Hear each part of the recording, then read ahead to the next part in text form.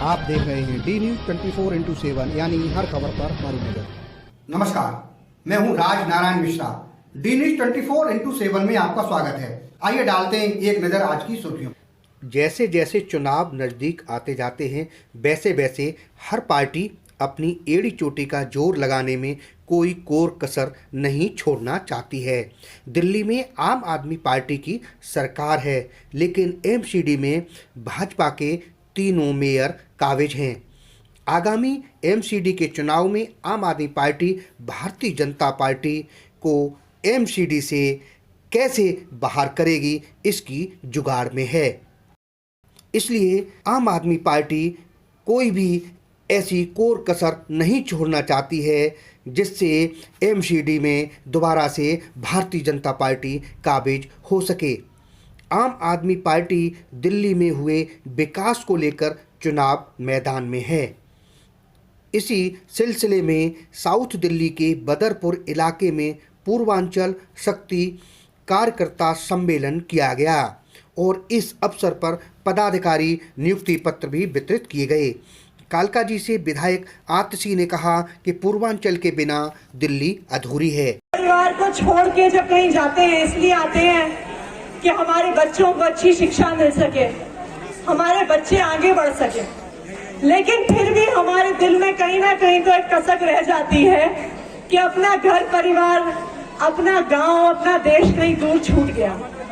इसलिए जो यहाँ पे आम आदमी पार्टी के पूर्वांचल शक्ति के पूर्वांचल विंग के पदाधिकारी बैठे हैं, उनकी खास जिम्मेदारी है कि पूरी दिल्ली में जो पूर्वांचल से आए हमारे भाई बहन हैं, दिल्ली को अपना घर मान सके, ये देखना आपकी जिम्मेदारी है। उनको किसी समस्या का सामना ना करना पड़े, ये देखना आपकी जिम्मेदारी है। तो आज जो नियुक्ति पत्र हम लेके जा रहे हैं यहाँ से, हमारी एक बहुत बड़ी जिम्मेदारी यहाँ से शुरू हो रही है। देखिए, आज के दिन दिल्ली में हमारे पूर्वांचल से आए भाई बहन पूरी दिल्ली में एक बहुत महत्वपूर्ण भूमिका निभाते हैं। मेरा ऐसा मानना है कि अगर पूर्वांचल के भाई बहन एक दिन सोच लें कि आज हम घर बैठ जाएंगे तो उस दिन दिल्ली चल नहीं सकती, ऐसा मेरा मानना है। वहीं मुख्य अतिथि के रूप में पूर्वांचल शक्ति के दिल्ली प्रदेश के अध्यक्ष, पूर्वांचल की धड़कन, दिल्ली वालों के चहेते, आम आदमी पार्टी के कर्मठ युवा एवं कद्दावर नेता संजय कुमार भगत जैसे ही मंच पर आए तो कार्यकर्ताओं में जोश आ गया। पूर्वांचल शक्ति के दिल्ली प्रदेश के अध्यक्ष संजय कुमार भगत को सुनने के लिए दक्षिणी दिल्ली लोकसभा के लोग बड़े उत्साहित दिखाई दिए। इसमें पूर्वांचल को शक्ति दिखाने का भी एक मौका है, क्या कहेंगे इसके बारे में?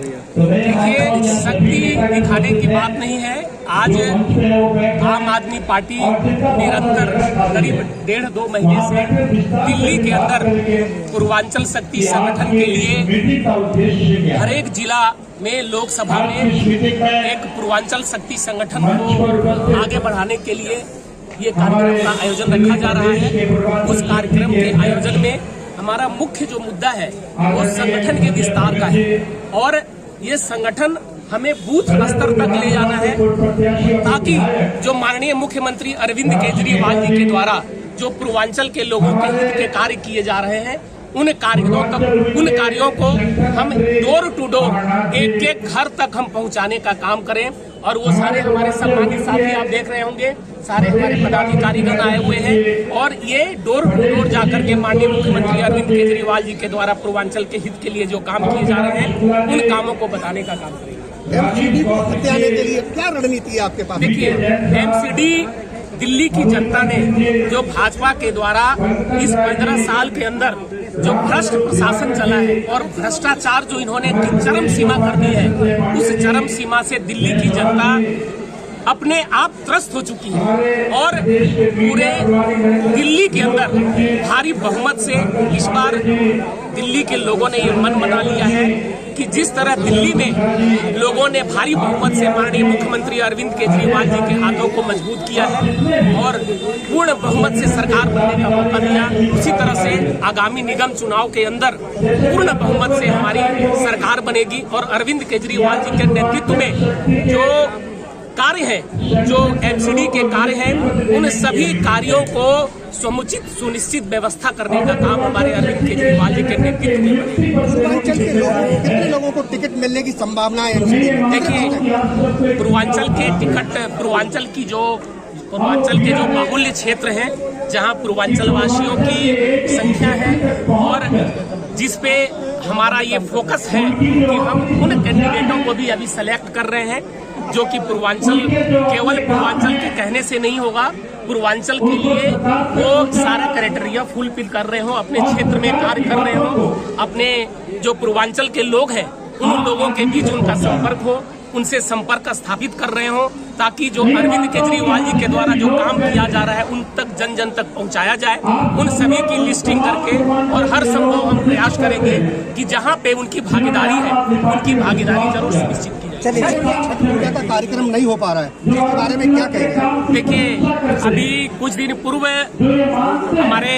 मैं नॉर्थ ईस्ट लोकसभा से रहता हूँ और मैं उसी लोकसभा से सीमापुरी विधानसभा से हूं जहां माननीय कैबिनेट मंत्री राजेंद्र पाल गौतम जी हैं और मैं आपको बताना चाहता हूं कि जो भाजपा है जिस तरह से केवल फर्जीवाड़ा करने में रहती है, उसी तरह से पूर्वांचल वासियों के जो महापर्व छठ पूजा है उसको भी एक जोक बनाने का उन्होंने काम किया है। अभी कुछ दिन पूर्व आप लोगों ने देखा होगा, आप लोग मीडिया में है कि मनोज तिवारी जी अरविंद केजरीवाल जी के घर का घेराव करने के लिए तैयार हो गए और बेफजूल का एक प्रोपेगेंडा उन्होंने बनाने की कोशिश की। लेकिन मैं आपको बताना चाहता हूं, हमारे माननीय मुख्यमंत्री अरविंद केजरीवाल जी ने पूरे राजनीतिक इतिहास के अंदर पहले 72 छठ घाट थे, लेकिन मात्र 5 साल के अंदर उन्होंने 2100 छठ घाटों पे पूर्ण व्यवस्था, समुचित व्यवस्था,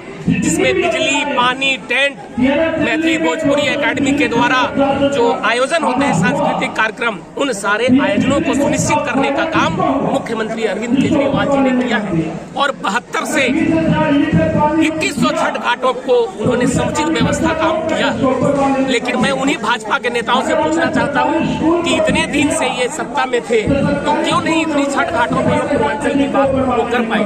दूसरी बात, हमारे माननीय मुख्यमंत्री अरविंद केजरीवाल जी ने हमारे माननीय शिक्षा मंत्री मनीष सिसोदिया जी ने लेटर दे दिया है, हमारे माननीय मुख्यमंत्री अरविंद केजरीवाल जी ने एलजी साहब को लेटर दे दिया है और उनसे मांग की है कि कोरोना के जो प्रोटोकॉल्स हैं उन प्रोटोकॉल के नियमों को एक नियम बना दिया जाए और ताकि अन्य राज्यों में भी जो छठ पूजा का आयोजन हो रहा है उसी तरह से दिल्ली के अंदर भी छठ पूजा का आयोजन हो। और स्वास्थ्य मंत्रालय भारत सरकार से भी हमारे मनीष सिसोदिया जी ने लेटर दे दिया, आपने देखा भी होगा, और नहीं तो मेरे पास वो लेटर उपलब्ध है, आप लोग ले सकते हैं। और मैं उस लेटर के माध्यम से आप लोगों से कहना चाहता हूं कि आप लोग खुद पूछिए कि अरविंद केजरीवाल के बारे में जो आप लोग बात कर रहे हैं, जो 70 घाटों से 2100 घाटों तक समुचित व्यवस्था कर सकता है, तो वो छठ पूजा के विरोध में क्यों रहेगा? तो वो छठ पूजा हमारे माननीय मुख्यमंत्री अरविंद केजरीवाल जी करना चाह रहे हैं। और एक सूचना और आपको दे देता हूं मैं, इतना हम लोगों के लगने पे और प्रयासरत रहने पे 27 तारीख को DDMA की मीटिंग रखी गई है और उस मीटिंग के अंदर 3 एजेंडे हैं और उन 3 एजेंडों में से छठ पूजा का एजेंडा प्रमुख तौर पे रखा गया है। और मैं ये आज आप लोग के माध्यम से एलजी साहब से और भाजपा के उन नेताओं से भी मैं निवेदन करना चाहता हूं कि जो पूर्वांचल के लोगों की महापर्व जो छठ पूजा है उसको इस तरह से ना करें, उसमें राजनीति ना करें और जिस तरह से विगत हम लोगों करते आए हुए हैं उसमें सारी जो व्यवधान बढ़ाने का वो काम ना करें और उसकी परमिशन दें। और माननीय मुख्यमंत्री अरविंद केजरीवाल जी छठ पूजा कराने के लिए बिल्कुल तैयार हैं, वो सारी व्यवस्था सुनिश्चित की जाए। पूर्वांचल शक्ति के दक्षिणी दिल्ली के अध्यक्ष अवध बिहारी शुक्ला पूर्वांचल शक्ति के प्रदेश उपाध्यक्ष नरेंद्र सिंह के अलावा ओबीसी के चेयरमैन जगदीश यादव व डॉक्टर अंबेडकर नगर विधानसभा से आम आदमी पार्टी के उभरते चेहरा व लोगों के मसीहा मिथिलेश प्रधान भी मौजूद रहे। मिश्रा जी, जो आप मेरे से बाइट ले, इसका तो धन्यवाद पहले करूँ आपको। इसका मेन मोटो था पूर्वांचल शक्ति के लोगों को अपनी कम्युनिटी में एक पहचान देना, लोगों को एहसास दिलाना कि पूर्वांचल शक्ति अगर दिल्ली में है तो जितना वोट बैंक है सब पूर्वांचल शक्ति के दम पे है। हमारे आपने देखे पहले कांग्रेस के समय में 1 या 2 एमएलए हुआ करते थे, मावल मिश्रा हुआ करते थे, लाल बहादुर तिवारी भी हुआ करते थे, लेकिन जब से आज आप पार्टी की सरकार आई तो हमारे 17 एमएलए हैं और कोई भी ऐसा विधानसभा क्षेत्र नहीं है जहाँ पे हम 15% लेकर 60% तक हम लोग नेतृत्व न कर रहे हैं। लेकिन हमारे पूर्वांचल लोगों में भी एकजुटता नहीं है। पूर्वांचल का सभी लोग शोषण कर रहे हैं, सभी लोग वोट बैंक को चाहते हैं कि हमें वोट हमें सपोर्ट करें, लेकिन पूर्वांचल के हितों के लिए कोई सब लोग अनदेखा कर देते हैं। इस जागरूकता सम्मेलन के लिए हमने अपने यहाँ, मैं लोकसभा अध्यक्ष हूँ साउथ दिल्ली का, तो मैंने चाहा कि अपने जिले में भी एक हर जिले में कार्यकर्ता सम्मेलन आयोजित करें और उसीलिए हमने प्रदेश प्रभारी, हमारे जो लोकसभा के प्रभारी हैं उपाध्यक्ष प्रदेश में और हमारे उपाध्यक्ष हैं, वो सब लोगों ने 4 लोगों ने मिलकर इस काम को अंजाम दिया और कोशिश की कि हमारे जो पूर्वांचल लोग इकट्ठे हों और उनकी सहानुभूति के साथ साथ उनके जो क्रियाकलाप हैं, उनके जो समस्याएं हैं, उनको एक हम बड़े मंच पर उठाएं। उनकी समस्याओं को उठाने के लिए हमने सब ये प्रोग्राम रखा है। एमसीडी का इलेक्शन नजदीक है, क्या रणनीति बनाई है आपने जिससे कि आप एमसीडी पर काबू दे सकें?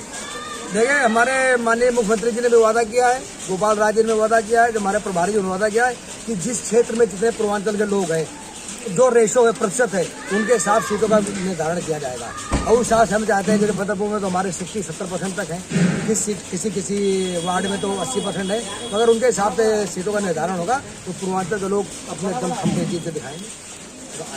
आज का कार्यकर्ता सम्मेलन जो है, ये नए पदाधिकारी जो नियुक्त हुए हैं उनको नियुक्ति पत्र दिया जाएगा। पदाधिकारियों को और अच्छे ढंग से काम करने के लिए बताया जाएगा, जिससे कि पार्टी के प्रोटोकॉल को देखते हुए बिहार लोग एमसीडी का चुनाव भी आ रहा है, हमें तैयारियां भी करनी है।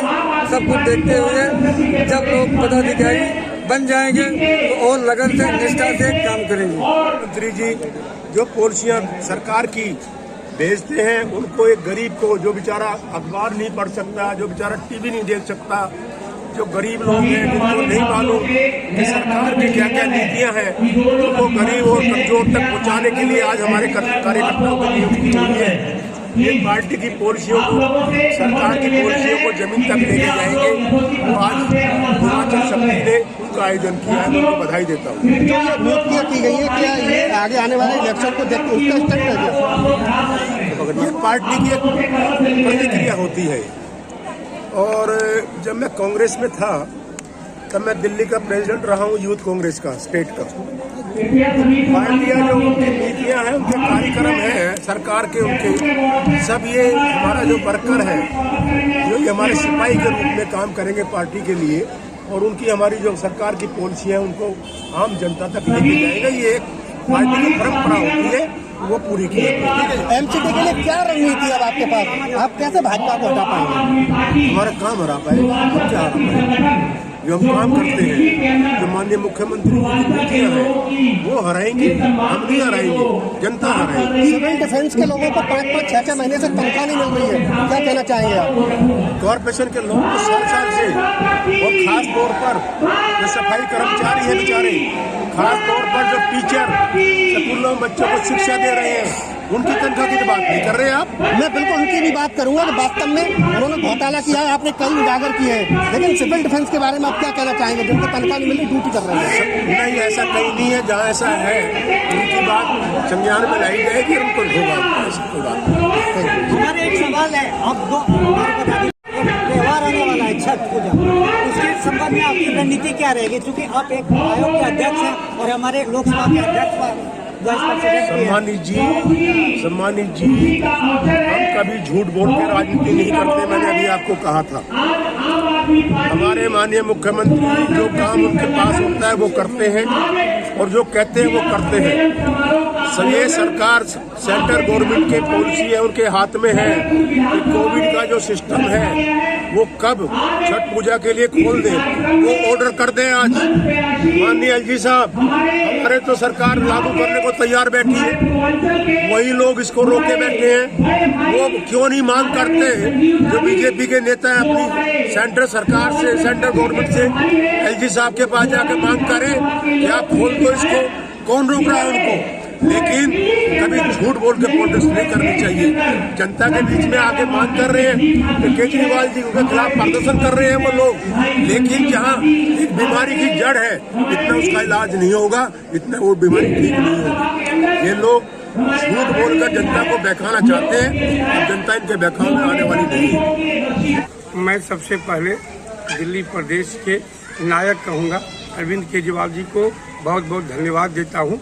इन्होंने पूर्वांचल शक्ति को एकत्रित करने के लिए संजय जी के नेतृत्व में जो संगठन बनाया है, जिसका आज जिला स्तरीय सम्मेलन हुआ, बहुत बहुत मैं उनको धन्यवाद ज्ञापित करता हूं। और पूरे पूर्वांचलियों का मसीहा के तौर पर, यही नहीं प्रवासियों के मसीहा के तौर पर मैं उनका तहे दिल से शुक्रिया अदा करता हूं। कल भी उनका वाल्मीकि समाज का सम्मेलन था त्यागराज स्टेडियम में, उन्होंने वाल्मीकि समाज के लिए बहुत घोषणा की। तो मैं माननीय मुख्यमंत्री जी से पुरजोर मांग करता हूं कि प्रवासियों के लिए भी, पूर्वांचल वासियों के लिए भी एक समावेशी विकास का कार्यक्रम लाएं, क्योंकि बहुत वहां से मजदूर लोग, दिहाड़ी मजदूर लोग, प्रवासी मजदूर लोग आज भी उनके प्रति आशा की दृष्टि से देख रहे हैं। अम्बेडकर नगर विधानसभा के बारे में मैं कहूँगा कि हमारे माननीय विधायक अजय दत्त जी का जो विकास पुरुष के रूप में नाम हुए हैं, मेरा अगर वार्ड लेंगे 81 में, तो खानपुर में उन्होंने विकास की झड़ी लगा दी है। अभी से थोड़ी देर के बाद ही चौपाल का उद्घाटन करने जा रहे हैं। मैं जिस वार्ड से आता हूँ, खानपुर 81 से जवाहर पार्क का प्रधान हूँ। और चौपाल का उद्घाटन किस जगह कर रहे हैं? खानपुर एक्सटेंशन में के बगल में ही कर रहे हैं, जो पुराना चौपाल था वहीं पर उद्घाटन कर रहे हैं।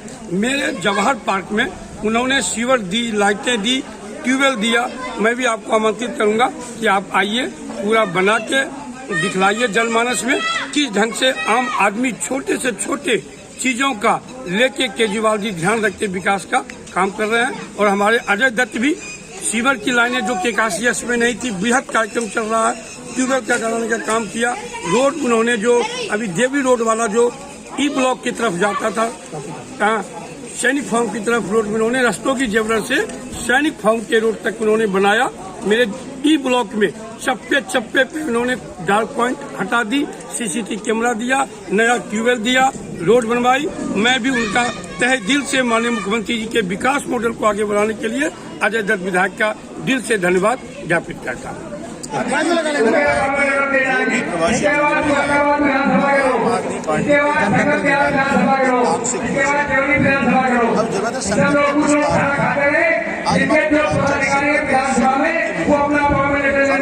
अधिकारी जो आम आदमी पार्टी के संगठन का विस्तार का काम करे को नियुक्ति पत्र देना था, और साथ में किस तरह संगठन का विस्तार करना है इसके विस्तार से चर्चा हुई।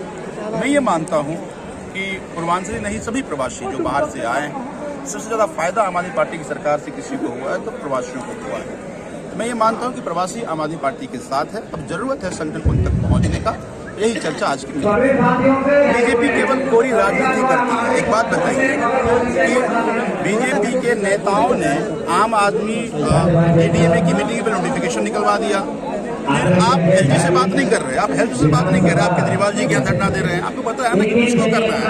वही बात दिल्ली के मुख्यमंत्री ने, दिल्ली के अरविंद केजरीवाल जी ने लिखा है डीडीए में, वही प्रक्रिया है कि हमें छठ कराना है, आप मुझे गाइडलाइन दीजिए। एक बार उन्होंने जज से बात नहीं करी, एक बार इन्होंने ये अपने हेल्थ से बात नहीं करी, अपने प्रधानमंत्री से बात नहीं करी, अपने गृहमंत्री से बात नहीं करी। उनको छठ से मतलब नहीं, उनको राजनीति करना है, क्योंकि दिल्ली में राजनीतिक जमीन खिसक गई है उनकी, तो उसकी तलाश करने की कोशिश कर रहे हैं। तो मैंने उनको कहा कि छठ मैया की पूजा आस्था का महापर्व है, कम से कम छठी मैया को बख्श दीजिए, छठी मैया के नाम पर राजनीति नहीं कीजिए, वरना पूर्वांचली आपको माफ नहीं करने वाला। एमसीडी की क्या रणनीति है आपकी? और देखिए, मुझे लगता है कि पूरे दिल्ली की जनता ये जानती है कि किस तरह से बीजेपी ने 15 साल में लोगों को लूटा है। एमसीडी आज मोस्ट करप्ट डिपार्टमेंट बन चुकी है, वो केवल लूट का सेंटर बन के रह चुका है। तो जनता ही कह रही है कि इस बार बीजेपी को नहीं, इस बार आम आदमी पार्टी को लाना है। मुझे पूरा विश्वास है कि इस बार आम आदमी पार्टी भारी मेजॉरिटी से तीनों एमसीडी में आपको दिखेगी। विधानसभा से और ये हमारे जितने कार्यक्रम हुआ है जिसको हमारे पूर्वांचल के जितने भी हमारे पदाधिकारी हैं सब लोग इसमें शामिल हैं। ये पूर्वांचल के लिए सारे हमारे पार्टी इसको आयोजित किया गया है। हर ऐसा समाज के हम करेंगे